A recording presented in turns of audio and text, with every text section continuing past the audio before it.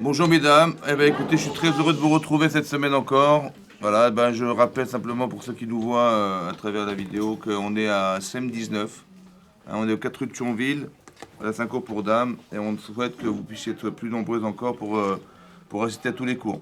Alors, on va faire donc la parachate cette semaine, c'est la parachate est mort. C'est marqué Vaïdaber Hachem el Moshe. Donc a dit Hachem à Moshe, est mort et la Kohanim. Dit au Kohanim, Béné Aaron, enfant de Aaron. Les nefesh loitama be'amav. Les nefesh loitama, c'est-à-dire que quelqu'un qui est Kohen, il n'a pas le droit de se rendre impur au contact de quelqu'un qui est décédé parmi son peuple. Qui imlichero à karovelav, il ne peut se rendre impur, ça veut dire d'assister à l'enterrement soit de sa femme, à karovelav qui lui est proche, les imo, sa mère, son père, son fils, sa fille et son frère. Et aussi la choto betula qui rova elav, asher loïta leish laïtama, ou bien sa sœur restant célibataire. Donc il y a 7 personnes pour qui un Cohen il peut se rendre impur, ouais, d'assister donc à l'enterrement de ces personnes-là. Donc de rentrer dans un cimetière ou de porter ou de toucher ou d'être en contact. Ça veut dire que vous savez qu'il y a une toumatmet. La toumatmet c'est l'impureté qui se trouve dans un espace. En fait l'espace est rempli de l'impureté, donc il ne peut même pas pénétrer un endroit pareil. C'est pour ça qu'en Israël vous verrez dans les hôpitaux il y a marqué jusque là vous pouvez rentrer les Kohanim, après on ne peut plus rentrer. Donc ça veut dire qu'il y a des... Voilà, bien sûr. Donc c'est marqué Loïtama, Baal Me'amav Le'echalo. Ensuite, on nous parle du Kohen Gadol. D'accord. On nous dit également, pardon, qu'il ne peut pas épouser toutes les femmes, toute femme. En fait, il ne peut pas épouser une femme qui est groucha, une femme divorcée. Autant qu'il ne peut pas épouser une femme qui est halala, c'est-à-dire qui est issue comment dire, d'une naissance qui est interdite. Un Kohen qui va épouser une femme interdite pour lui, cette fille, elle est halala, ça s'appelle une halala, et donc il ne peut pas l'épouser non plus. Autant qu'il ne peut pas épouser une femme qui aurait eu un rapport avec quelqu'un avec qui elle ne pourrait pas se marier. D'accord. Ces femmes-là lui sont interdites. Elles ne sont pas interdites au Israël, mais elles sont interdites au Kohanim. Ensuite, c'est marqué, comment? En fait, c'est quoi une union interdite? D'avoir une relation avec un non-juif, avec un mamzer, avec un natin, toutes ces interdictions. Ça l'interdit à cet homme. Ensuite, c'est marqué, ça c'est la lacha du Kohen en général. La lacha du Kohen est Gadol. Donc le Kohen Gadol, sur qui qu'on aurait oint de l'huile d'onction, ou Malé Tzadol et Bosh et d'Abgadim, et qu'on aurait aussi vêtu des vêtements du Kohen Gadol, être chaud le Ifra ou Bagav le Ifram. Si quelqu'un, Chazvesham, un Kohen Gadol qui aurait perdu quelqu'un de proche, il n'a pas le droit de porter le deuil, c'est-à-dire de se raser, de ne pas se raser ou de déchirer son vêtement. Pour lui, c'est interdit. Il doit garder ses cheveux et il doit pouvoir se raser autant que de pouvoir, disons se couper les cheveux, autant que de pouvoir ne pas couper ses vêtements en signe de deuil. Donc, alcool nefeshmet lo yavo. Il n'a pas le droit d'aller à quelconque enterrement. La vie ou le imo lo itama, même son père et sa mère. Ça veut dire que au min amigdash lo yetse, que si on lui demande de venir participer à une oraison funèbre, il n'a pas le droit de sortir du Beth Amikdash. D'accord. Velo yichaled mikdash elokav, donc il n'a pas le droit de sacraliser le sanctuaire d'Hachem, qui est Nezer Shemen Mishrat Alav, parce qu'il a une couronne, il est Kohen Gadol. D'accord. Vani Hachem, je suis Hachem. Et on lui dit non plus qu'il ne peut pas épouser évidemment toutes ces femmes-là qu'on lui aurait interdit, à des Kohanim. On voit que c'est spécial, vous avez bien compris, il y a des spécificités dans le clan d'Israël, ouais, et il faut juste qu'on réfléchisse ensemble. Voilà, ça va nous aider à comprendre beaucoup de choses. Vous voyez qu'un Kohen, il n'a pas le droit de se rendre impur, d'accord. Il n'a pas le droit d'épouser n'importe quelle femme. Un Kohen Gadol, encore plus que ça, c'est que carrément, il peut même pas assister à l'enterrement de ses parents. Ça veut dire que c'est incroyable, ouais. Ça veut dire que ce qui est pour nous une mitzvah devient pour lui une avéra. Ce qui est pour nous une mitzvah devient plus une faute. Alors je comprends pas. Si l'impureté c'est grave, parce que le Kohen il n'a pas le droit de se rendre impur, alors on devrait nous interdire de nous rendre impurs. Et si c'est pas si grave pour nous, pourquoi ça l'est si grave pour lui? Vous comprenez? Voilà. Mais alors quelle est la différence? Pourquoi alors? Comment ça s'explique? Comment vous expliquez ça? Oui, mais mesdames les juifs du 19e arrondissement de Paris. Hein? Comment? Mais vous avez compris, c'est grave ou c'est pas grave d'être impur? C'est grave. Ben, si c'est grave, après nous on a le droit de se rendre impur. Moi j'ai une mitzvah d'aller au cimetière. Mais lui c'est une avéra, lui c'est interdit. Pourquoi? Donc qu'est-ce que vous tirez comme enseignement d'ici? Qu'est-ce que vous apprenez comme enseignement? Comment? Qu'est-ce que vous apprenez? Ça c'est ce que je sais. Que chacun il a la pureté et un rôle et sa propre. Ça veut dire que la vérité est... elle est relative. Que la vérité du Cohen n'est pas la mienne. Et la mienne n'est pas la sienne. Moi, j'ai une vérité, c'est d'aller au cimetière pour enterrer quelqu'un. C'est une misva, vous comprenez? Lui, c'est un issour. Que la misva de l'un est la vera de l'autre, ça veut dire que la vérité est relative. Il n'y a pas une vérité absolue. Vous comprenez ce que je veux dire? Je n'ai pas le droit de dire, oui, c'est comme ça. Non, ça dépend des personnes, ça dépend des gens. Ça dépend des différences, des identités, des personnalités. On n'a pas le droit de figer la vérité. Vous comprenez ça? Je n'ai pas le droit non plus d'imposer. Si quelqu'un il est Cohen, il va me dire mais moi je peux pas aller. Je dis bah, pourquoi tu peux pas venir? Mais viens, on va au cimetière ensemble. Non, je peux pas. Mais pourquoi tu peux pas? Parce que je dois respecter ce que je suis. D'accord? Ça veut dire que lui, il a un rapport particulier, privilégié avec Hachem. C'est lui qui va faire le shalom entre nous et Hachem. Vous comprenez? On va venir au Beth Amikdash, on va pas s'adresser à Paul et à Tartampion, on va aller voir un Cohen. Et ce Cohen, il a pour mission de nous rapprocher de ce qui nous fait vivre. Ça veut dire que je sais que la faute tue, et que la seule et unique manière de se débarrasser de ces avérotes, c'est de faire teshuva. Et la teshuva, dans le Beth Amikdash, elle ne peut pas se passer de korban, de sacrifice. Alors, je vais bien trouver quelqu'un qui va m'aider à expier mes fautes. Je vais trouver quelqu'un. Je vais essayer de me débarrasser de ce qui me gêne. Vous comprenez ou pas? Alors, j'ai trouvé quelqu'un qui fait le shalom, qui va faire la paix entre les hommes et Hachem. Cet homme, il s'appelle le Cohen. Maintenant, pour être un homme de shalom, il ne faut pas qu'il se lie à quelque chose qui est en rapport avec ce qui nous détruit. Est-ce que vous comprenez? Comme si que la Touma, psychologiquement, ça pouvait avoir un effet psychique sur lui et d'accepter ce qui peut mourir. Non, je refuse. Donc ni je touche, ni je rentre, ni je côtoie, ni je fais quoi que ce soit. Oui.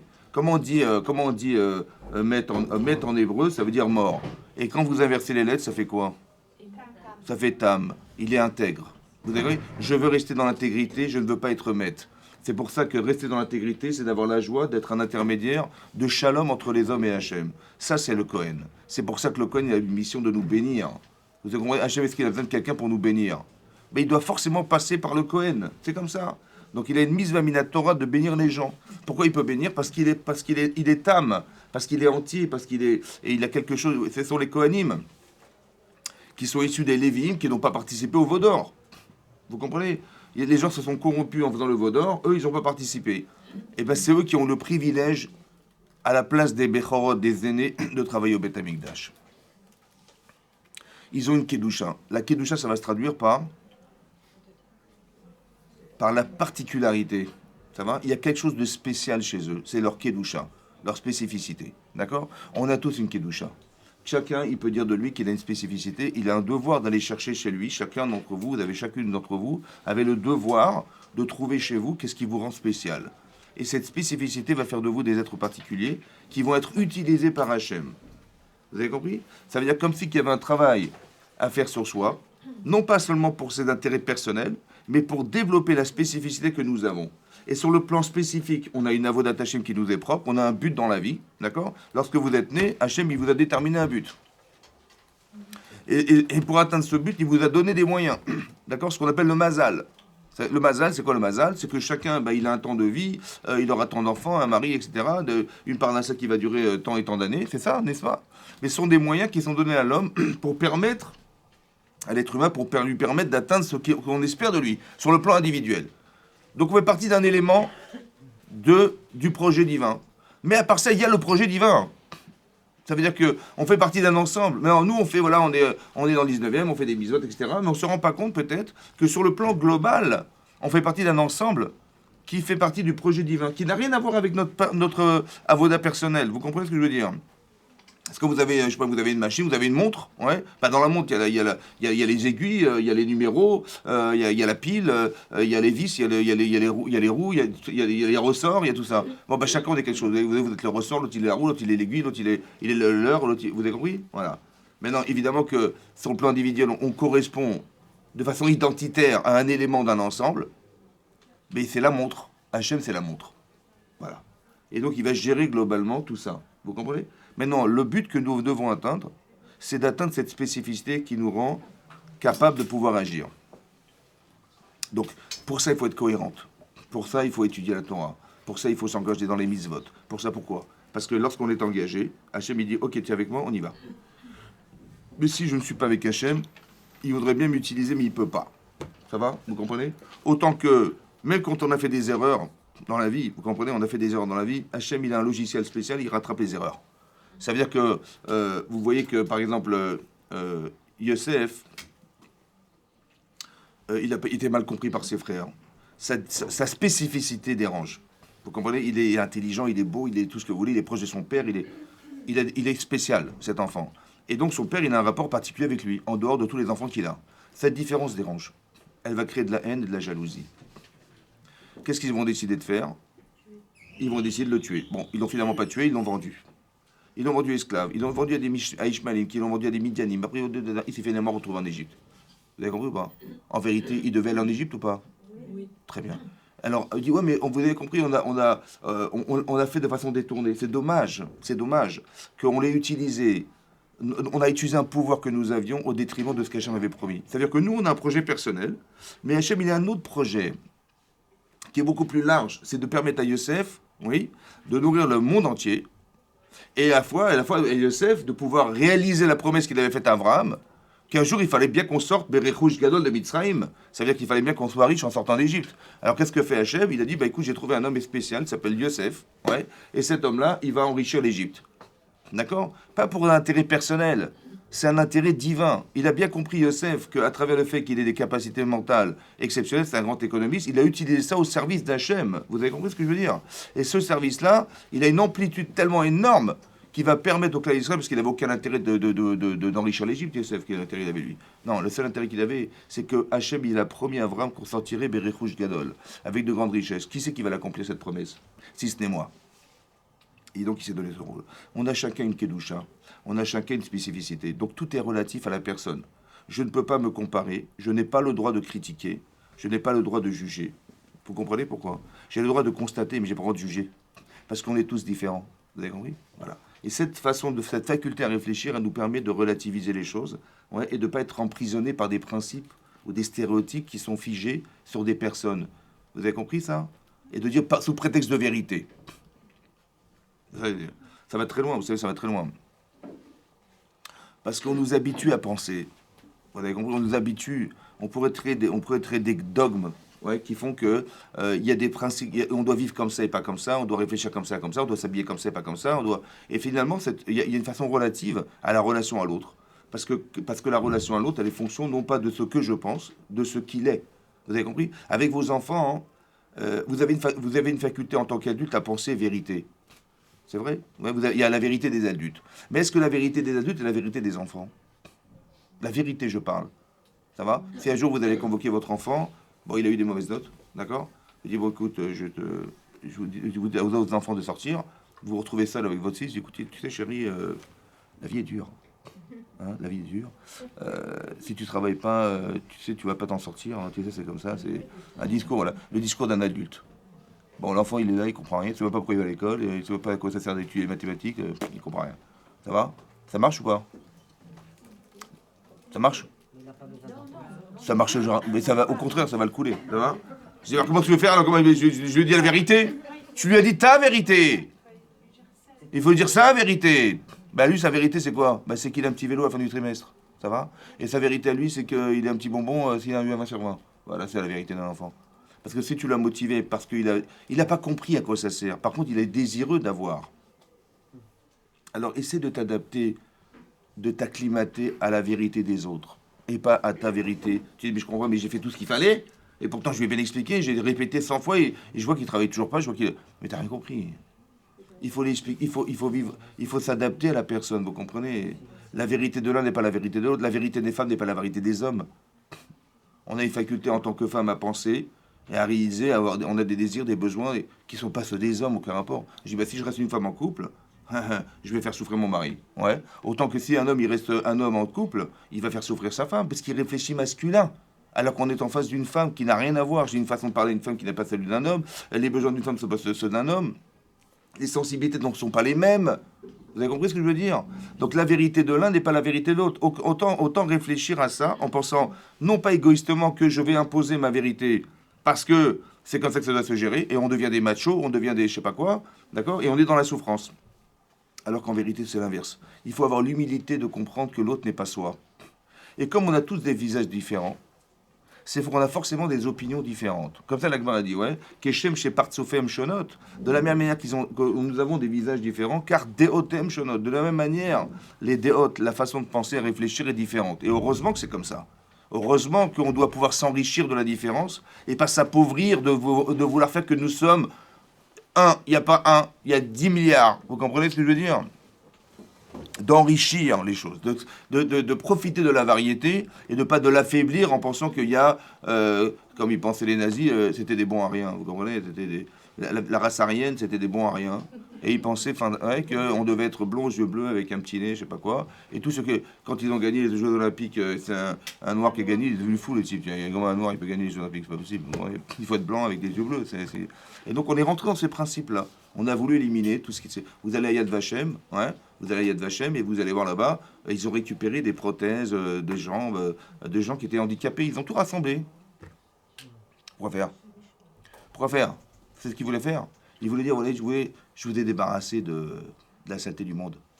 C'est quelqu'un qui est handicapé, il n'a pas le droit de vivre. Vous comprenez ce que jusque-là, on va.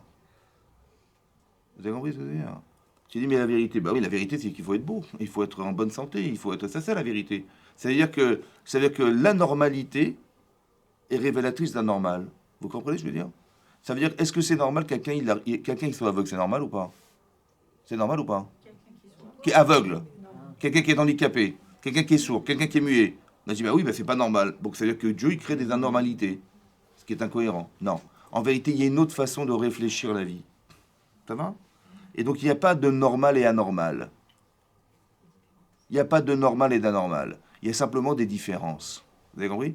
Quand je vois une femme qui crie dans sa cuisine parce qu'elle a vu une araignée, j'ai dit, elle est folle. Hein? Il n'y a pas que les femmes. Il y a aussi les femmelettes, c'est vrai. Alors j'ai dit, je comprends pas, qu'est-ce qui t'arrive? J'ai dit, mais j'ai vu une araignée. Je dis pas comment une araignée. Mais tu es folle ou quoi? Alors, j'ai dit, non, c'est que toi, en vérité, j'ai juste compris que moi je la vois comme ça, et elle la voit comme ça. Voilà. En fait, on n'a pas la même façon de voir. Vous avez compris ce que je veux dire? La sensibilité faisant. Ben, des fois ça dessert, des fois ça sert. Des fois ça dessert parce qu'elle a peur. Et des fois ça sert parce qu'elle a une intuition.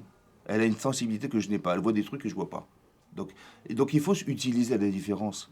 La vérité n'est pas figée au fait de dire, ben, normalement, quelqu'un normalement constitué, il n'a pas peur des araignées. Ben, elle n'a pas peur des araignées, donc elle est folle. Je dis non, ne dis pas qu'elle est folle, dis qu'elle est différente. Vous avez compris? Voilà. Vous avez compris? Et le problème, c'est qu'on veut canaliser. C'est malheureux, hein. On veut canaliser, on veut enfermer les doctrines, on veut enfermer des choses dans des principes, alors qu'on a tellement de choses à apprendre de la différence.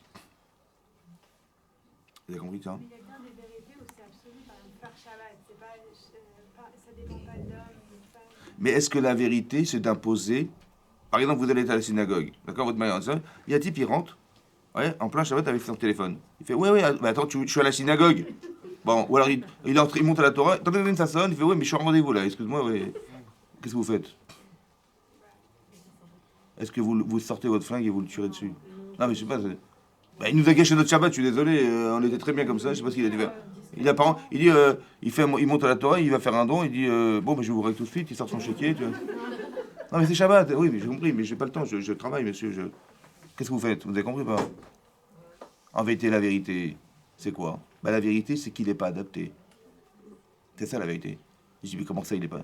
Vous avez compris, mais il a été Mechalel Shabbat, il respecte pas Shabbat, mais c'est une horreur. Une horreur pour qui? Une horreur pour toi. Mais lui, est-ce qu'il connaît Shabbat? Est-ce qu'il a eu la chance d'aller à l'école juive? Est-ce que machin? Non. Et si tout simplement tu pouvais comprendre que la vérité, elle est relative à la personne. Vous avez compris ça? C'est comme ça. Bien sûr qu'il faut tous faire Shabbat, mais celui qui n'est pas capable, je ne vais pas le mettre dehors. Donc je relativise la relation à l'autre en réfléchissant en amont, ouais, que la vérité, c'est que si j'avais été à sa place, je pense que j'aurais fait la même chose que lui. C'est ça la vérité. Et pas que je suis dans un dégoût sous prétexte qu'il n'a pas respecté la loi. Ça va? Autrement dit, ça veut dire que on n'a pas le droit d'être victime de la vérité. Oui, mais ils ne respectent pas les autres qui sont à l'intérieur de la synagogue dans ces cas-là. Ben, c'est pour ça qu'on en parle, madame. C'est pour ça qu'on fait court. Je vous la fais court, hein, je vous la fais court. Ben oui, sinon je ne sais pas maintenir. Mais c'est-à-dire, vous avez compris, c'est-à-dire on devrait réfléchir autrement. On devrait relativiser la situation en disant, au lieu de dire, mais il m'a gâché mon Shabbat, de dire, mais j'ai de la peine pour lui, le pauvre, il n'est pas dans la Vodat Hashem. Vous avez compris ou pas? En vérité, je devrais ressentir ce qu'Hachem ressent. Parce que le pauvre Hachem là-haut, il le voit comme ça, il dit le pauvre, qui c'est qui va s'occuper de lui? Et moi je dis, mais qu'est-ce qu'il fout là? Vous avez compris ce que je veux dire? Voilà. Vous avez compris la différence? On devrait, la vérité relative à la personne, encore une fois. Ça veut dire qu'il faut faire attention à la relation à l'autre. Il faut se mettre dans la peau des autres, il faut savoir se dédoubler. Ça dépend dans quel cas. Il faut savoir se dédoubler. Ça veut dire que comme ça, quand est-ce que vous savez que les gens ont fait teshuva et les gens n'ont pas fait teshuva? Comment ça se voit? Ben, quand vous faites un reproche à quelqu'un, il vous dit va chez ta mère. Ouais, c'est qu'il n'est pas capable d'être double. C'est-à-dire, il est enfermé dans son moi, qui fait que dès que tu touches à son moi, il faut mettre des gants pour lui parler. Tu vois, sinon il va se vexer. Ça veut dire qu'il n'est pas capable de se voir. Ça veut dire que quand moi je le vois, lui il devrait être capable d'être moi et de se voir. Mais il ne peut pas se voir. Mal, je parle. Hein. Lui c'est le meilleur, vous comprenez, il n'arrive pas à se voir. Il faut surtout pas lui rappeler ce qu'il a raté dans sa vie. Il faut jamais lui dire ce qu'il fait de faux. Vous comprenez ou pas? Parce qu'il va se vexer, il va vous envoyer mal, il va vous faire la tête, il va crier, il va s'énerver. Il y a des vérités qui sont insupportables pour lui parce que ça le remet en cause. Le problème, c'est qu'il y a des vérités qui sont nécessaires de savoir. Parce que si j'avais compris simplement une chose dans ma vie, c'est que de la même manière que quand je me suis sali, ouais, ma chemise est sale, mon pantalon est sale, ben je vais au pressing. Ça va? Je prends mon vêtement et je le mets dans la machine à laver, moi. Ça va? Mais lui, il vit avec des tâches. Et il cache ses tâches en permanence en faisant croire que c'est stupide. On est stupide. Ça va? Simplement, si tu avais cette capacité de recul et de te dire mais de toute façon, je vais souffrir de ce que je suis de mal. Pourquoi je vais continuer à vivre avec des défauts? Alors que j'aurais été beaucoup plus épanoui si j'étais débarrassé de ce qui me dérange. Ouais. Mais comment je sais que ça me dérange? Parce que ça dérange. Vous avez remarqué que quand les gens sont dérangés, c'est que j'ai un problème. C'est pas que les gens sont tarés et ils comprennent rien, vous avez compris? Comme il y a des gens qui roulent sur l'autoroute à sens inverse et ils pensent que tout le monde est fou. Ils sont tous à sens inverse. Voilà. Vous avez compris? Et c'est ça, le problème c'est qu'on n'a pas ce recul, on n'est pas en train de se voir au-dessus de l'autoroute et de voir, mais c'est nous qui sommes en sens inverse. Il y a des gens qui ne sont pas capables de se voir. Il y a des gens qui ne sont pas capables de se projeter en disant, mais comment j'ai osé faire ça? Comment j'ai osé dire? Vous avez compris ou pas? Comment j'ai osé me remettre en question? Mais c'est capable de se projeter au-dessus de soi-même et de se voir, agir, pour se dire, mais comment j'ai fait ça? Mais pour pouvoir se voir, il faut être un autre. Il faut être une personne bien pour se voir mal. Mais il faut construire cette personne qui est capable de s'autocritiquer en se disant, mais j'aurais dû faire ça. Des fois, je ne peux pas, parce que c'est trop difficile pour moi. Mais je suis heureux qu'on m'ait dit, parce que c'est la personne extérieure qui représente ce que j'aurais dû moi voir, qui m'a dit, mon chéri, ça va pas. Ça va? C'est ça qui est marqué, Ohev et Tatorarot. Il faut aimer les reproches parce que c'est ce qui nous permet d'évoluer. C'est comme ça. On ne le réfléchit pas comme une frustration. Ouais, parce que tu dis, mais c'est vrai, c'est émettre que c'est dérangeant d'entendre des choses pareilles. Tu as raison. C'est raison, c'est émettre. Mais c'est ton orgueil ou c'est ton amour-propre qui t'empêche de pouvoir accepter une chose pareille. C'est une vérité qui, dans la logique de la perfection, n'a pas de sens. Vous comprenez ce que je veux dire? Voilà. C'est pour ça qu'il faut relativiser la chose. C'est-à-dire ne pas croire. Ouais, ne pas croire qu'on est enfermé dans des principes. Oui. En fait, l'idée, pourquoi je vous dis ça? Parce que, en fait, on va vivre l'Akba Omer, d'accord, quelque part. C'est intéressant de voir que l'Akba Omer, ouais, c'est le jour de la Iloula de Rabbi Shimon Bar Yochai. Maintenant, Rabbi Shimon Bar Yochai, il fait partie des élèves des Rabbi Akiva. Vous avez compris? Les élèves, pas ceux qui sont décédés. Ouais. Les 24 élèves, 24 000 élèves. Non, il fait partie des 5 élèves qui ont dû être formés par Rabbi Akiva après avoir perdu tous ses élèves. Après 24 ans d'études, sans être rentré chez lui, je ne sais pas vous vous rendez compte de la mission Nefesh qu'il a. Oui, sa femme, elle a dû supporter ça. L'Agma, donc tout va, elle rapporte comme ça que quand elle a vu Rabbi Akiva qui était berger chez son père, elle a dit, mais c'est un être exceptionnel. Ouais. Et elle a dit, est-ce que tu es d'accord de m'épouser et de partir 12 ans à la yeshiva de Rav? Alors qu'il n'était pas du tout étudiant, hein. Il avait 40 ans. Et il a dit ok. Et donc il a épousé cette femme. Et quand son père il a su ça, qui était un des grands nobles notables de Jérusalem à l'époque, il a carrément déshérité sa fille. Hein. C'était impossible. Comment elle a pu épouser un berger, quoi. Et donc il est parti à Yeshiva 12 ans. 12 ans à la Yeshiva, chez Rav. Au retour, il a entendu, il est arrivé au pied à la porte de sa maison. Et comment vous dire? Et il y a un vieillard qui vient voir, ou une vieille femme, je sais pas, qui vient voir sa femme. Il dit, mais ton mari, il t'a laissé pendant 12 ans comme ça, dans la pauvreté, la précarité, mais comment il a osé faire ça? Et elle a dit, mais si mon mari pouvait simplement rester encore 12 ans de plus, je serais la femme la plus heureuse du monde. Et il a entendu ça, il est reparti. Ça va? Donc il est venu avec 12 000 élèves. Et Rabbi Akiva, il est reparti, sans être rentré chez lui. Il est reparti dedans, il est revenu avec 24 000. Pourquoi il n'est pas rentré chez lui? Parce que sa femme, elle était d'accord. Ben, elle était d'accord qu'il reparte. Il aurait pu rentrer, non? Ben, elle lui a dit non, elle lui a dit tu peux repartir, au contraire, c'est la femme la plus heureuse. Mais attendez, il est reparti ou pas? Donc attendez, excusez-moi, je vais demander pardon. Est-ce qu'il aurait aimé repartir? Dites oui, dites oui. Ben oui, puisqu'il est parti. Il aurait aimé repartir. Donc s'il était rentré, il serait de toute façon reparti avec le consentement de son épouse. Après, il n'est pas rentré. Hazak. Ça veut dire que 24 fois 1 n'est pas 2 fois 12.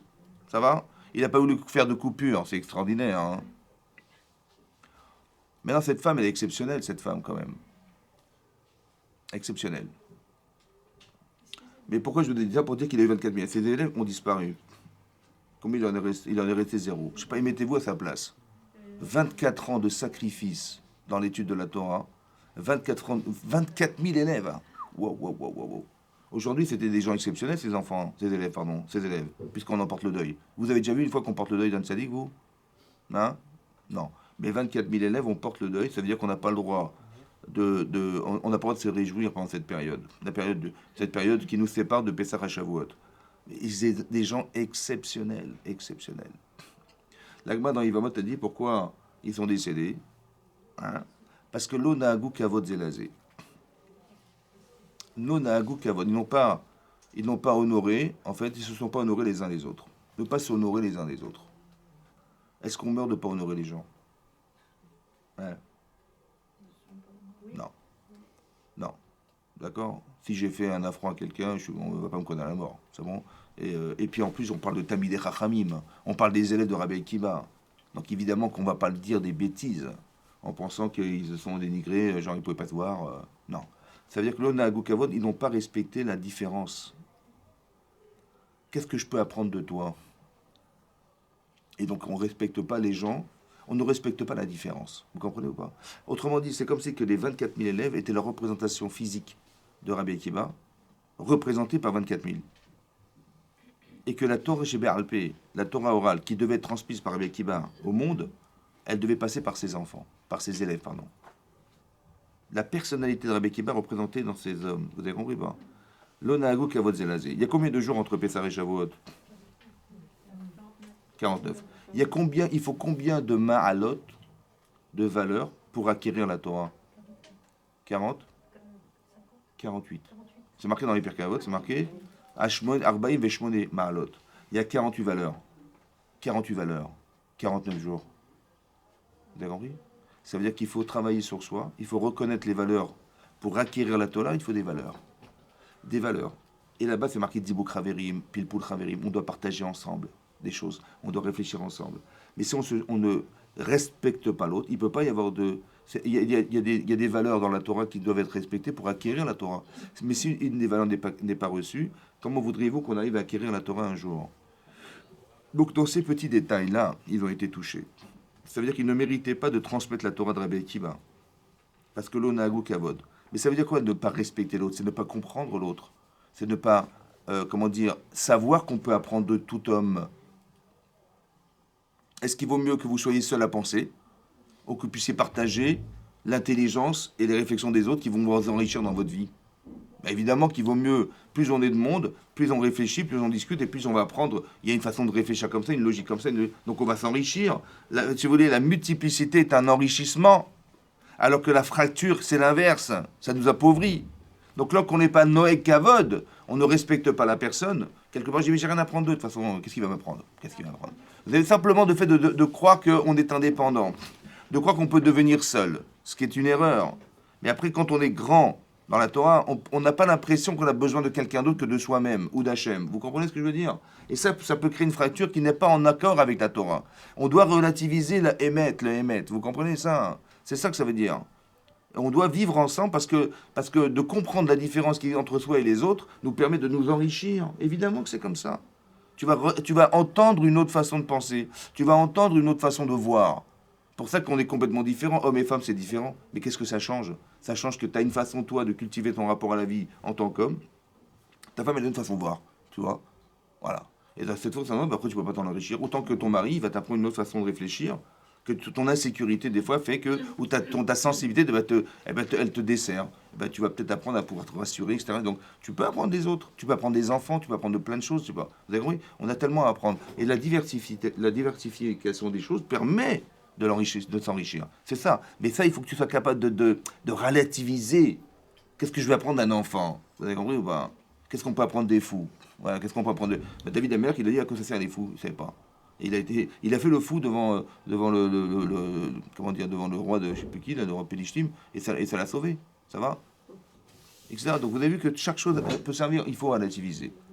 Rabbi Shimon Bar Yochai dit l'Agmara dans Shabbat que lorsque Rav Yehuda, qui était Rosh Hamedabrim, comment dire, Rosh Hamedabrim, c'était le représentant, on va dire, du peuple juif à l'époque. Il a dit, t'as vu ce que les Romains ils ont fait, c'est magnifique, hein, ils ont fait des marchés. Ouais, à l'époque, il fallait faire 50 km pour acheter des pommes. Aujourd'hui, on a des gens qui vendent leurs produits en ville, c'est super. Ils ont fait des ponts, d'accord? Ils ont fait des ponts, et donc les ponts nous permettent de traverser des rives sans être obligés de se mouiller. Et quand on va passer avec des charrettes dans l'eau, c'est pas possible. Ils ont fait, donc c'est super, ils ont fait des ponts, ils ont fait des marchés, ils ont fait des mechatsaot, des bains. Les gens, ils étaient pas forcément, il n'y avait pas d'hygiène à l'époque, ils avaient attrapé des maladies, les gens. Heureusement qu'ils ont fait des bains en ville, voilà, il a loué ce que faisaient les Romains. Et sur ceux-là, et Rabbi Shimon, il dit, mais tu plaisantes ou quoi? Mais ils ont fait des bains parce qu'ils voulaient avoir des belles peaux, ils ont mis des ponts pour nous faire payer des péages. Il a critiqué. D'accord? Et ce qu'il a dit, ça s'est entendu, ça a été su, ça est arrivé à Rome. Et il a dit, et donc il y avait Rabbi Yossi là-bas qui était là. Il dit, Rabbi Yossi qui s'est tué, il va aller en galoute. Rabbi Yehuda qui a dit du bien du gouvernement, il sera Olé Ligdoula, il va devenir l'autorité religieuse de l'époque. Et Rabbi Shimon sera condamné à mort. Quand il a entendu ça, qu'est-ce qu'il a fait Rabbi Shimon? Il est parti se cacher avec son fils au Beth Midrash. C'est une super cachette, hein. Bon, il est parti. Bon, il est parti là-bas, et sa femme, elle aime bien manger tous les jours. Il a dit, mais bon, ils vont attraper ma femme, ils vont la torturer. Il vaut mieux qu'on s'en aille. Tu sais quoi il a dit à son fils, on s'en va. Il est parti dans une grotte. D'accord? Dans une grotte. Et il est arrivé là-bas. Il est parti avec quoi? Avec. Donc, quand vous partez en voyage, vous partez avec rien. Vous partez comme ça, vous partez en Israël, vous partez. Hein, pareil. On prend ni bagage, ni vêtements, ni rien du tout, ni nourriture, zéro. Hein? C'est ça, hein? Il est parti comme ça, zéro, rien. Même pas ni bagage, ni rien. Bon, qu'est-ce qu'il lui a fait Hachem? Il a fait deux miracles. Il y a une source d'eau qui a coulé devant sa grotte, et il y a un caroubier carrément qui a poussé. Moi, un caroubier, c'est bon les caroubes, hein, c'est des fruits secs, c'est super bon. Au moins du Coca-Cola, je sais pas, non, il n'y avait rien. Le minimum du minimum. Hein? Il y a du miel, c'est super, c'est bon. Pour se casser les dents, il n'y a pas mieux. Alors, bah oui, c'est dur, bien sûr que c'est dur. Alors, mais voilà, il a contenté de ce qu'il avait envie, de ce qu'il avait besoin, le minimum du minimum. Bon, il est arrivé là-bas, il a dit à son fils, mais comment on va faire la prière? Je dis, comment que ça on va la prière? Ben oui, parce qu'on va rester là, la grotte c'est pas forcément propre, hein, et on va user nos vêtements, on va les salir, on va faire la prière avec des vêtements sales. Il dit, ben ouais, c'est sûr, mais bon, qu'est-ce que je peux faire? Qu'est-ce que vous auriez fait, vous? Ben je sais pas, avec le vin, on a pris avec ça, non? Hein? Un jour à droite, voilà. Non, c'est vrai, 2 jours, ça fait 2 jours. Mais bon, ils sont restés 12 ans quand même. Et comment on fait alors? Comment on fait? Vous savez ce qu'il a dit? Il dit, tiens, j'ai une idée. On va retirer nos vêtements, on va s'enterrer dans la terre, on va mettre nos vêtements sur un arbre, comme ça ils resteront propres, et nous on va s'enterrer dans la terre. Qu'est-ce que t'en penses? Il y a une bonne idée, hein, Khazak ou alors? Vous imaginez ou pas? Vous imaginez à quel niveau ils étaient? Ça veut dire que tu te penses une seconde que tu vas prier avec un vêtement sale devant Hachem, mais tu plaisantes. Mais vous imaginez la madriga qu'ils avaient? Et ils ont dit non, on va mettre nos vêtements comme ça et nous on va s'enterrer dans la terre. Ils ont attrapé des crevasses dans la peau. Que Rabbi Pinchas Ben Yair, qui était le gendre de Rabbi Shimon Bar Yochai, quand il a vu arriver, il a pleuré. Il y a une larme qui est tombée sur une des crevasses de sa peau, il a commencé à sursauter, il dit excuse-moi. Il dit mais comment j'ai pu te voir comme ça? Il dit mais sois heureux de me voir comme ça. De voir combien j'ai donné ma vie dans la Torah. Ça va? Pour juste avoir des vêtements pour faire la prière. Hein. Bon. Ça, c'est Rabbi Shimon Bar Yochai. Vous avez compris? Maintenant, qu'est-ce qui s'est passé? Ils sont restés 12 ans là-dedans. Pas 12 jours, hein. 12 ans. Eliyahu Hanavi, il est venu, il leur a dit, mais qui va faire savoir à Bar Yochai que César est mort, et que le décret qu'il avait décrété a disparu. Bon. Qu'est-ce qu'ils ont fait? Ils sont sortis dehors. Ils sont sortis de la grotte. Ils ont vu des hommes qui labouraient la terre. Des paysans, des agriculteurs qui labouraient la terre. Ils ont dit, mais de quoi ils s'occupent là? Chaye Shah, des instants, des moments de vie. Labourer la terre, c'est pour manger. Ouais. Et Chaye Olam Haba, et Chaye Olam, alors est-ce qu'ils vont s'occuper de ça? Et chaque personne qui voyait, il mourait. D'accord? Bon, qu'est-ce qu'il a dit Hachem? Il leur a dit, mais vous êtes venus détruire mon monde. Allez, retourne dans la gotre. Bon, ils ont dit, vous savez ce qu'ils ont dit, Agma, dit dans le Shabbat, hein, ils ont dit on est des Réchaïm. Et combien on reste de temps en Guéhinam quand on est rachat? On reste 12 mois. Alors on va retourner 12 mois dans la grotte. Pour eux, c'était l'enfer, quoi. Ouais. Ils ont fait ça pour expier la faute qu'ils avaient d'avoir fait ce qu'ils ont fait. D'accord? Il a étudié la Torah de tout son cœur, Rabbi Shimon Bar Yochai. C'est émettre ce qu'il a fait, c'est la vérité, c'est beau, c'est magnifique ce qu'il a fait. D'avoir eu le courage de se mettre dans la terre pour étudier la Torah au détriment de salir ses vêtements, c'est un courage exceptionnel. Il est exceptionnel, il est spécial quand même, Rabbi Shimon Bar Yochai. Oui, non? Bon. Non, quand il a vu les gens labourer la terre, il ne pouvait pas supporter ça. Ça va? Il a dit, mais de quoi ils s'occupent ces gens-là? Et donc il est brûlé, quoi, il mourait ces gens-là. Ouais. Elle est où la vérité? Il a eu raison ou il a eu tort? C'est sa vérité, ouais. C'est le niveau. Mais ce qu'il a fait, c'est exceptionnel ou pas? Exceptionnel. Mais qu'est-ce que ça peut engendrer des fois? Il dit, vous êtes détruire mon monde, mais retourne dans la grotte. Mais qu'est-ce qu'ils n'ont pas compris? La différence que l'autre, il peut être différent de moi, de son niveau. Est-ce que j'ai le droit d'imposer ma vérité? Non, tu peux travailler. Non, mais est-ce que j'ai le droit d'imposer ma vérité? C'est-à-dire, mais moi, je pense qu'il n'y a que ça dans la vie, ouais, ça va, il n'y a que ça dans la vie. Donc, je me suis enterré, ouais, rien. J'ai dit, mais Chazak ou Baruch, Kolakavod, Lecha. En vérité, on a besoin de toi. Mais est-ce que tu peux imposer avec autant d'exigence le niveau que tu es aux autres? Non. C'est comme si le matin, j'arrivais le matin, ouais, vous êtes en train de dormir, et pour vous réveiller, vous savez ce que j'ai fait? J'ai pris une torche électrique et je vous l'ai mis dans les yeux. J'ai dit alors, tu te réveilles ou pas? Ouais. J'aurais dit, mais vous allez rater votre vie, là, vous avez rien compris, mais qu'est-ce que vous faites en train de labourer la terre? Mais c'est ça qu'il faut faire, vous avez rien compris, allez retourner là-bas, allez au Beth Midrash. Je lui ai dit, il ne sait même pas lire. Vous avez compris ou pas? Comment tu peux imposer tes vérités? Tu peux accompagner les gens. Mais fais attention à ce que tu vas leur dire, parce qu'il faut donner en fonction de la personne. Vous savez, une fois, j'ai fait un cours, je me rappelle, il y a quelques années, j'avais fait un cours, c'était avant Pessah. Et j'avais un cours de femmes, il y avait 100 femmes. J'ai dit, écoutez, je vais les bombarder dans la route de Pessah. D'accord? Je vais leur apprendre la route de Pessah. Donc j'avais préparé des trucs, des choses, et j'aurais fait toute la route de Pessah pendant 2 heures, comme ça. Bon. Moi, j'étais content. Je dis, j'aurais bien mis dans la tête. J'ai mis tout ce que je pouvais, j'ai donné. Et une fois, elle vient me voir, elle m'a dit, vous savez, c'était magnifique, mais elle m'a dit, mais c'était trop. Je lui ai dit, mais je m'appelle pas trop. Non, alors, elle m'a dit, c'était trop. J'ai dit, comment ça, c'était trop? Je dis, vous m'avez écroulé, je ne sais plus quoi faire, c'est trop, c'est énorme. En fait, je l'ai noyé, quoi. Ça veut dire que je me suis pas entendu. Moi, j'ai dit, mais je fais une mitzvah. Je l'ai dégoûté de la vie, quoi. Elle m'a dit, mais c'est trop, j'arriverai jamais, mais je suis incapable de faire tout ça, c'est trop. Vous avez compris ou pas? Ça veut dire qu'on doit s'adapter aux personnes, que ta vérité n'est pas celle des autres. Il faut relativiser, ça va? C'est-à-dire de penser que c'est pas parce que toi tu sais beaucoup de choses que les gens ils vont supporter tout ce que tu sais, c'est pas possible. C'est pas parce que toi tu es un tzaddik gadol que tu vas imposer cette vérité aux gens qui ne le sont pas. Ou qui ne le sont pas encore. Vous avez compris ce que je veux dire? Il faut faire très attention. Parce qu'on croit qu'on fait une mitzvah, on fait une avera. Vous comprenez? On croit que... Et des fois, l'Yitzhara, il se déguise avec des péotes. Il fait, mais va lui dire qu'il n'a rien compris. Va lui dire que c'est ça qu'il faut faire. Il dit, mais c'est ta mission, c'est une mitzvah. Et en fait, on se rend compte qu'on est en train de détruire des personnes. Encore une fois, tout est relatif.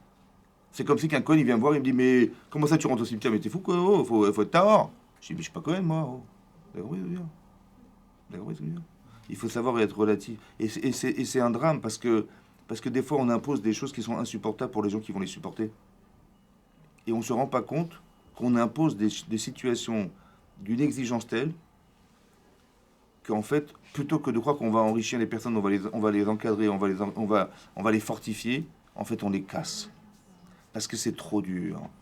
Voilà. C'est comme si vous demandez à un handicapé de courir. Comme si vous demandez à quelqu'un qui a fait un mois de plâtre de dire alors bouge ton bras.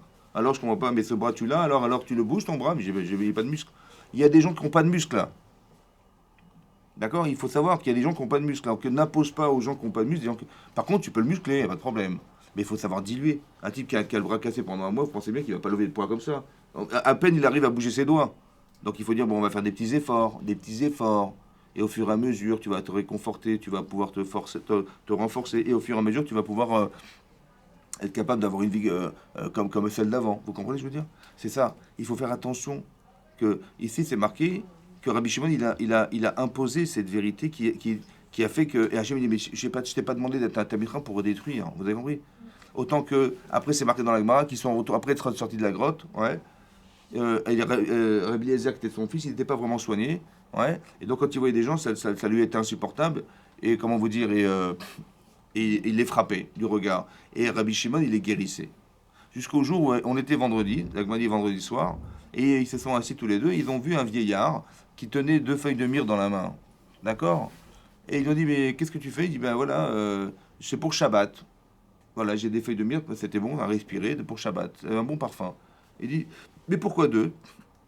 Il a dit, bah parce qu'il y a dans la Torah, c'est marqué Shamor Vezachor. Il y a une mise de Shamor de garder le Shabbat et Zachor de s'en souvenir. Et donc j'ai pris 2 feuilles de myrte. Il a dit, elle a dit à ce que tu as vu comment ils sont mechavev les mitzvot et puis Israël. Vous avez compris ou pas? L'autre il s'est enterré pendant 12 ans dans la grotte. Il voit quelqu'un avec 2 feuilles de myrte comme ça. Il dit, t'as vu comment ils chérissent les mitzvot et puis Israël? Qu'est-ce qu'il a voulu dire à son fils? Et c'est ridicule, vous voyez, avec des feuilles de myrte. Chacun est à son niveau. Exactement. C'est ça le niveau des gens. Tu as compris maintenant? C'est ça le niveau des gens. Tu dis, bravo. C'est-à-dire, moi, j'aurais rigolé d'avoir ma petite feuille de myrte. Mais lui c'est sérieux, hein, c'est sérieux. Vous avez compris ce que je veux dire? Il faut que tu arrives à relativiser. Essaie de ne pas être prisonnier de ta vérité. Parce qu'on dit, mais c'est comme ça. Non, c'est pas forcément comme ça. Il faut faire attention. Ça va? Mais c'est comme ça qu'on doit être. Et c'est comme ça. Et il y a des gens qui sont tellement virulents dans leur façon de penser la vérité qu'ils ne supportent plus de voir l'inverse. C'est très difficile, ça. Parce que soit vous vous engagez, soit on ne s'engage pas. Ça va? Et quand on s'engage, c'est compliqué. Quand on est engagé, c'est compliqué. Alors comment on va faire? Alors si on ne s'engage pas, ouais, dans la Torah, alors on va dire, ah, ça va pas. Et quand tu t'engages, tu risques de faire n'importe quoi. Alors comment on fait? Vous avez compris la différence? Mais comment? Mais non, mais il faut... Attends, Rabbi Shimon... Attendez, Rabbi Shimon, il s'est engagé ou pas? Très bien. Et pourtant, il a réparé son problème. Ça lui a pris 1 an pour ça. Ça va? Mais ça veut dire que vous comprenez ce que je veux dire? Alors comment ça se gère? Comment ça se gère? Faut pas imposer à d'autres. Mais comment ça se gère? Parce que je peux pas supporter, moi. Comme une femme, elle m'a dit une fois, ils étaient traditionnalistes, ils n'étaient même pas chômeurs Shabbat. Ils vivaient dans le 19e. Et comment ça s'est passé? Et son mari, il dit, tu sais, tu travailles pas, c'est dommage. Il y a des cours à Henri Murger. À l'époque, il y avait les cours d'Henri Murger, des séminaires de dames. Bon, du matin, genre tout le mardi, toute la journée, quoi. Elle dit, bah pourquoi pas, elle avait rien à faire. Elle dit, ok, je vais voir. Elle a été 1 fois, 2 fois, 3 fois, 10 fois, 20 fois, 30 fois. Elle est devenue religieuse. Elle a commencé à se crever la tête. Bon. Elle vient me voir, elle me dit, écoutez, je fais un cauchemar. Je dis, qu'est-ce qui se passe? Je dis, voilà, je suis très religieuse et tout. Mais mon mari, bon, il fait kidouche vendredi soir. Mais samedi matin, il part au travail. Qu'est-ce que je peux faire? Vous avez compris? Hein? C'est très compliqué. Hein. La femme, elle dit, mais je me suis mariée avec quelqu'un qui n'est pas chômeur. Comment je vais faire, moi? Elle me dit, mais comment je vais être au Gan Eden? Elle me dit, mais comment je vais faire? J'ai un mari qui n'est pas chômeur à mitzvot. Il ne fait pas les mitzvot, comment je vais faire? Vous avez compris ou pas son problème? Elle est prisonnière d'une situation. Premier enseignement, c'est qu'on évolue ensemble. Ça veut dire qu'il y a le même problème ici, c'est qu'il y a beaucoup de centres d'études pour les hommes, ouais, mais pendant des années, on ne s'est pas occupé des femmes. Donc les types, ils sont devenus religieux, les femmes, moins, ou pas du tout, et elles sont mariées avec des martiens, quoi. Si mon mari, je sais pas, c'est une secte, leur truc, je comprends rien. Non, mais c'est comme ça. Mais la fille, elle est complètement ignorante, donc elle comprend rien. Elle dit, mais mon mari, mais on n'a jamais vécu comme ça. Il me demande de me couvrir la tête, mais il est fou, quoi. Mais mes cheveux, c'est... Les femmes ne comprennent pas. Donc on a créé des décalages, en fait. On crée des déséquilibres. Il faut tout le temps évoluer ensemble. Ça veut dire qu'il faut que les choses elles se fassent de façon progressive, ouais, parce que c'est comme ça que ça devient intelligent, et aussi que ce soit équilibré. Il y a le shalom, vous comprenez? C'est pas que l'autre il monte, l'autre il... Et puis lui, il est Baal Tchouva, il comprend rien, il dit mais ma femme elle est folle, je lui dis mais comment je vais faire, hein, il a autant qu'elle, il savait pas comment gérer ça. C'est très compliqué, vous avez compris, quand on est investi dans la Torah, c'est très difficile de supporter l'inverse. Parce que nous, on se garde de pas transgresser, ou on s'engage à faire, et l'autre, on voit qu'il fait n'importe quoi. Ça va? Et dans les couples, c'est très compliqué, encore pire, parce que c'est vraiment mari et femme, c'est très difficile. Vous avez compris ce que je veux dire? Comment ça se règle, ce genre de choses? Oui? C'est ça. Alors, il faut rentrer dans la logique de la relativité, c'est-à-dire de se dire, madame, elle n'a pas fait de séminaire. Ça va? Elle n'a pas suivi des cours. Elle n'a pas de machin. Moi qui ai suivi des cours, mais je comprends que moi, avec tout ce que j'ai reçu comme information, évidemment que je réfléchis différemment aujourd'hui, c'est comme ça. Mais elle n'a pas eu cette information. Autant l'inverse. Ouais, mon mari, il n'a pas été au séminaire à Henri Murger pour suivre tous les cours que j'ai suivis. Alors vous savez ce que je vais faire? Je vais me retenir. Mais par logique. Je me retiens par logique. J'aime mon mari, j'aime ma femme. Je ne veux pas la perdre. Je ne veux pas le perdre. Donc qu'est-ce que je vais faire? Eh bien, je sais pourquoi j'en suis arrivé là. Et je sais exactement pourquoi il n'en est pas là. Je sais pourquoi moi j'en suis arrivé là. Je sais pourquoi elle n'est pas capable de pouvoir réfléchir comme moi. Alors je vais l'inviter à faire que. D'accord? Je vais l'encourager, je vais dire que c'est superbe, tu sais quoi, regarde, je suis très heureux dans ce que j'apprends, etc. De l'encourager, ou dans l'encourager lui, à se dire, mais on a été créé par Hachem, donc c'est dommage de se priver de cette relation avec Hachem, c'est dommage. Vous avez compris? Et de l'encourager à penser que pourquoi pas, et pourquoi pas, et pourquoi pas. Mais quand on respecte les gens, on est respecté par les gens. Mais si je dis à ma femme, mais qu'est-ce que tu fais? Mais quand est-ce que tu vas porter un truc? Comment je vais lui imposer? Mais ta jupe, ça va pas, ta jupe, ça va pas. Comment tu sors dans la rue, mais à quoi tu ressembles? Et je vais commencer à la gronder, ça, mais elle va jamais m'écouter. Autant l'inverse, vous comprenez pas? Quand on est dans la violence verbale, ça ne se fait pas, parce que on n'est pas des enfants.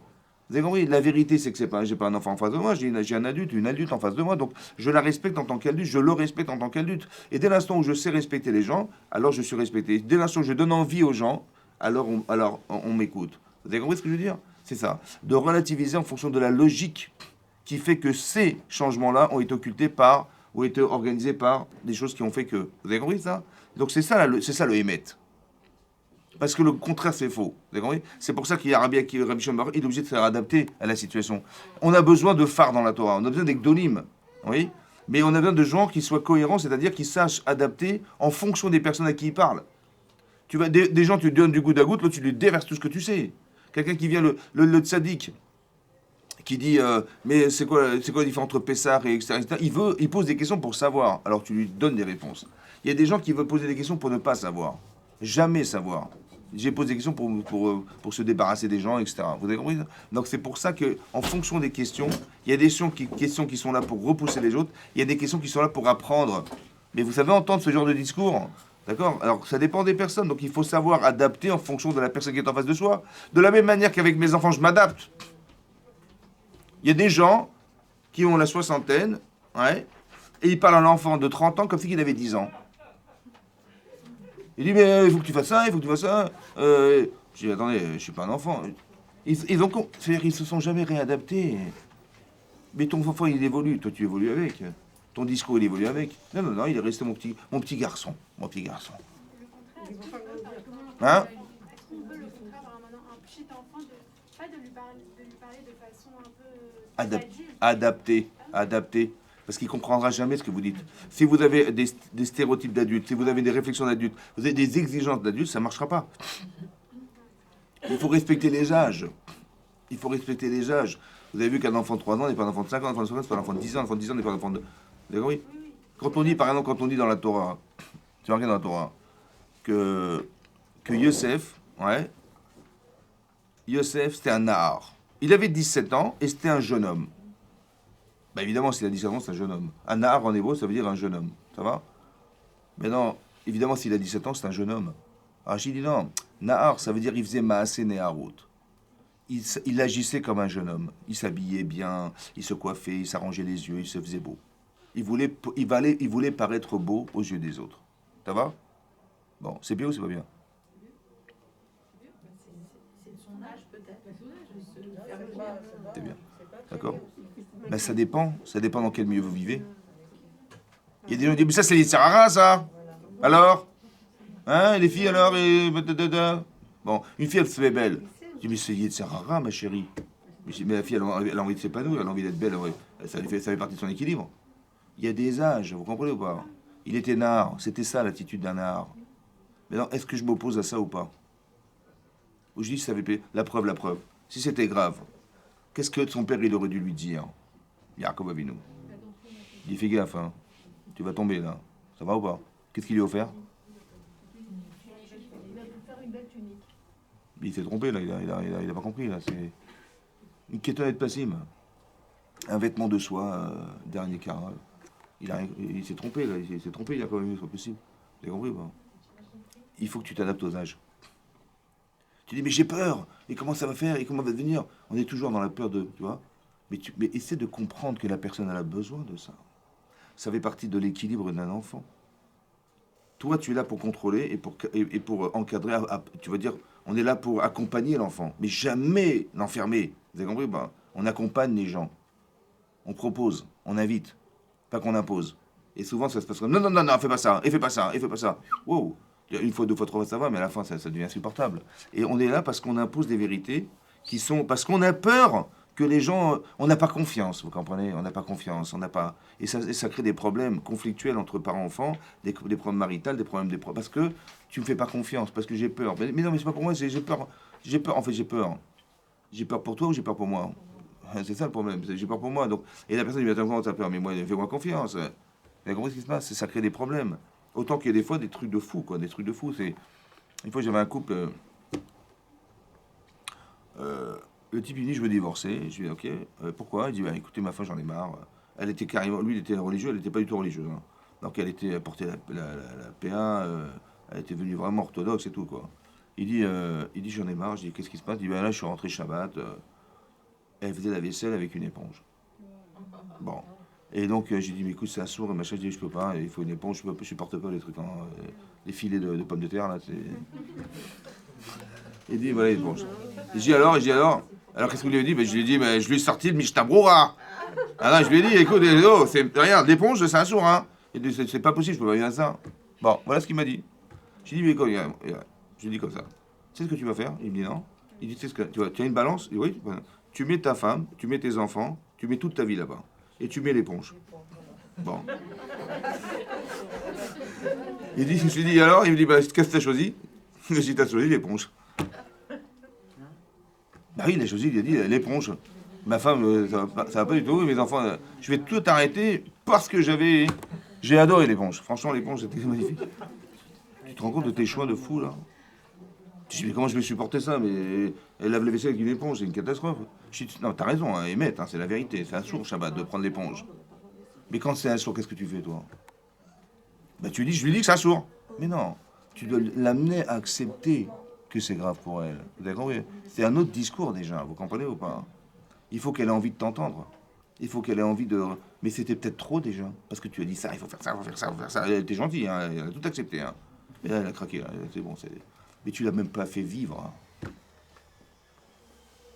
Elles se sont pas femmes, elles se sont pas aimées, elles se sont imposées, ça c'est sûr ça. Mais qu'est-ce qu'elle va croire d'Hachem à ton avis? C'est une catastrophe ton histoire. Il faut qu'elle ait envie d'être, d'accord? C'est ça, il faut qu'elle ait envie d'être femme pudique, il faut qu'elle ait... Donc développe des notions qui l'amènent à penser qu'il faut qu'elle soit pudique, il faut qu'elle soit respectueuse de Shabbat, il faut qu'elle soit... Et pas dire, mais voilà, je vais t'annoncer à la crotte, il faut faire ça, voilà ce qu'il faut faire. Et si t'es ça, t'es une femme juive cachée, hein. Mais non, il faut que tu sois cette femme pour accepter d'être. C'est ça la vérité. La vérité, c'est pas de dire voici les lois que vous devez respecter et si tu respectes les lois. Voilà. Non, la loi, elle te permet de devenir. Mais il faut que tu veuilles devenir. Vous avez compris? C'est comme il y a des couples, la fille, elle est tombée amoureuse d'un garçon qui était à la yeshiva. Bon, après ils se sont rencontrés et il lui a dit écoute, ma chérie, si tu veux m'épouser, il faut que tu ailles au séminaire. Elle lui a dit bien sûr, je vais aller au séminaire. Elle est partie au séminaire, finalement ils sont mariés, 5 ans plus tard, plus de perruque, plus rien, zéro, tac, ils ont divorcé. Mais est-ce qu'elle est devenue religieuse pour la Torah ou pour son futur mari? Ben oui, ça marche. Ça marche pas. Vous avez compris pas? Mais c'est pour ça qu'il faut pas imposer, vous avez compris ce que je veux dire? Si la personne n'est pas adaptée, il faut l'amener à s'adapter. Il faut que tu aies l'intelligence d'amener la personne. C'est ça le Hémet. Le Hémet, c'est pas que tu lui fais... le Hémet, la vérité n'est pas de lui mettre une étiquette sur la tête. Lui dire, il faut que tu t'habilles comme ça, il faut que tu sois comme ça. Mais non. Il faut que tu deviennes cette femme. Il faut que tu étudies la Torah avec un peu de moussard, un peu de morale, un peu de... que tu aies envie de... Vous avez compris? Il faut donner envie aux gens. Mais il faut qu'elle soit prête. Et si elle n'est pas prête, bah, tu attends, tu es patient. Mais c'est comme ça qu'on avance dans la vie. C'est ça la vérité. C'est pas dire, mais écoutez, je suis désolé, mais qu'est-ce que vous faites en train de labourer la terre? Vous n'avez rien à faire? Allez, allô, Béthéna. Ou alors on va dire, mais t'as pas compris. Ce que tu vis aujourd'hui, ça va durer quelques ans, quelques années. Ça va? Quelques années. Mais tu te rends compte que tu vas sacrifier l'infini pour quelques années? C'est pas franchement débile. Alors, allez, va vite, cours, va, Béthéna. Vous avez vu? On les brûle, les gens, parce qu'on leur dit... Ouais. Mais non, il vaut mieux que... chaque chose a un sens. Vous avez un corps, vous avez une neshama. Ce qui est dingue, hein, c'est que si vous mettez en balance votre neshama et votre corps, qui c'est qui est la plus importante? C'est bizarre, parce que la neshama dépend de son corps. C'est un truc de fou. C'est comme si il y avait le roi et il y a les disciples. Et ben le roi dépend de ses disciples. C'est l'inverse, normalement, le disciple dépend de son roi. Ben, c'est l'inverse. Votre neshama, elle est suspendue à votre corps. Si vous ne tenez pas compte de votre santé, c'est grave. Mais c'est votre neshama qui perd. C'est un truc de dingue. Donc, alors, les deux sont vrais ou pas? Est-ce que je peux me séparer de ma neshama? Non. Est-ce que je peux me séparer de mon corps? Qu'est-ce qui est plus important? Ben, tout est relatif. Ton corps, il a besoin de manger, et ta neshama, elle a besoin d'apprendre la Torah, de faire les misotes. Comment tu vas faire le shalom entre les deux? C'est ça le Hémet. Ben, je vais tenir énormément compte de ma santé, parce que si je n'en tiens pas compte, eh ben, je risque de tomber malade, raser shalom, et de partir trop tôt. C'est vrai ou pas? Et ma neshama, elle n'a pas fini son travail. Alors, donc je dois dire l'un de l'autre. C'est ça le Hémet. C'est pas dire non, le corps c'est zéro, laisse tomber. Ce qui compte c'est... Mais j'ai compris, c'est super. Mais il faut pas que tu sois tributaire de ce que tu penses.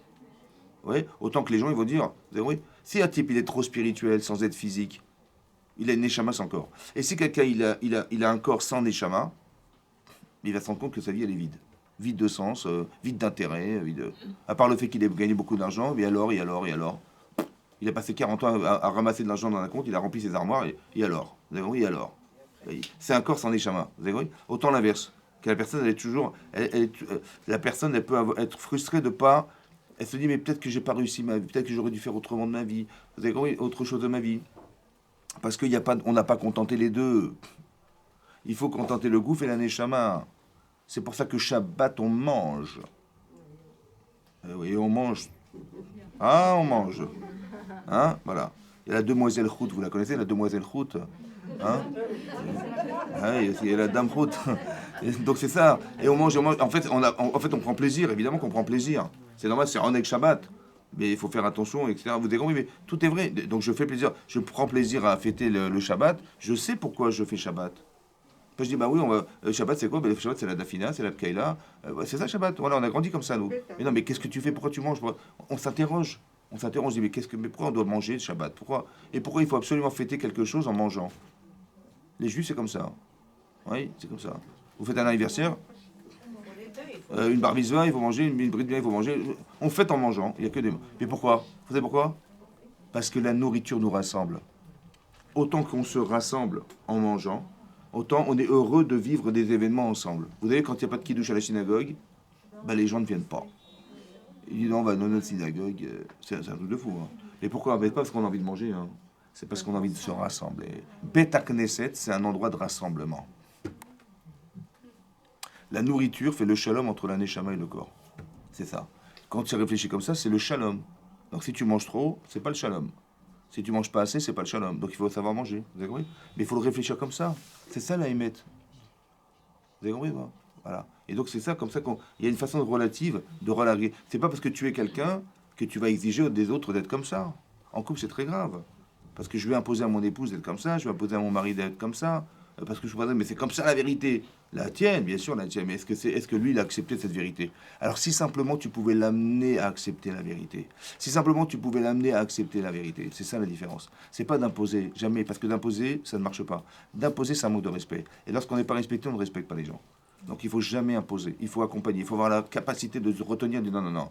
C'est du Yetzirara d'imposer. Autant que vous rappellerez que Rabbi Shimon, il est sorti de la grotte, il a carrément dit aux gens, mais qu'est-ce que vous faites en train de labourer la terre?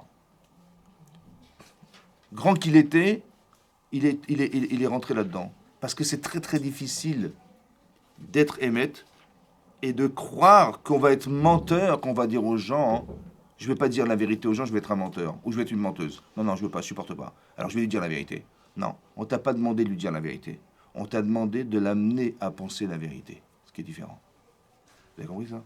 Tu dis, mais comment je vais supporter mon mari, il ne fait pas Shabbat? Je vais lui dire, mais c'est Hazour, c'est Shabbat alors. Il va rien comprendre, il n'est pas dans Shabbat. Vous avez compris pas? Non, de l'amener à reconnaître la vérité. C'est différent de lui imposer la vérité.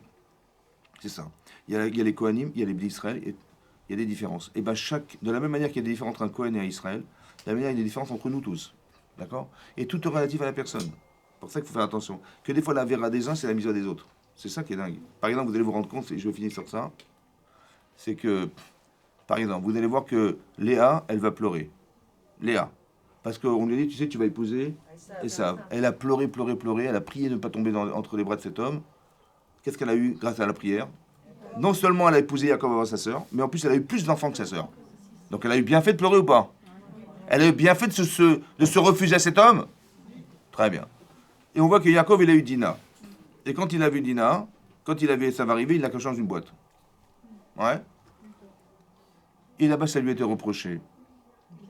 Ça lui a été reproché. Et regardez ce qui a été abusé par Shren Ben Hamor, etc. Pourquoi? Parce qu'il a eu tort de ne pas l'avoir proposé à son frère, dans le doute qu'il allait peut-être devenir tzaddik grâce à elle. C'est vrai ou pas? Mais non, Esav, c'est pas un homme. Hein. Esav, c'est quoi Esav? Esav, c'est la nation occidentale. C'est Édom. T'as compris? Donc, si je change Esav d'un centimètre, je vais peut-être éviter la Shoah, je ne sais pas. Vous comprenez ou pas? C'était l'enjeu, ça. Je tente ou pas? Eh bien, il n'a pas tenté. Ça va? Mais j'ai pas compris. Mais heureusement qu'il n'a pas tenté, puisque sa femme, Léa, elle a pleuré pour ne pas épouser cet homme. Et ça a été une mitzvah. Et là, tout à coup, pour elle, c'est une avéra. Comment c'est possible? Elle aurait dû l'épouser. Et l'autre, elle n'a pas dû l'épouser. Comment ça marche? Vous comprenez? En fait, c'est comme ça. Léa, elle n'aurait jamais pu changer Esav. Mais Dina, elle aurait pu. Ce qui est la mitzvah de l'un et la avéra de l'autre. Esav. Vous avez compris ou pas? Si vous sentez que vous êtes capable de faire quelque chose, vous dites, mais qu'est-ce que tu t'engages, toi, à faire ça? Mais t'es folle ou quoi? Regarde, personne ne le fait. Je dis, laissez-moi tranquille, c'est ça que je ressens. La mitzvah de l'un peut être la vera de l'autre. Mais c'est relatif à la personne, la vérité, elle est relative à la personne. Vous comprenez ce que je veux vous dire?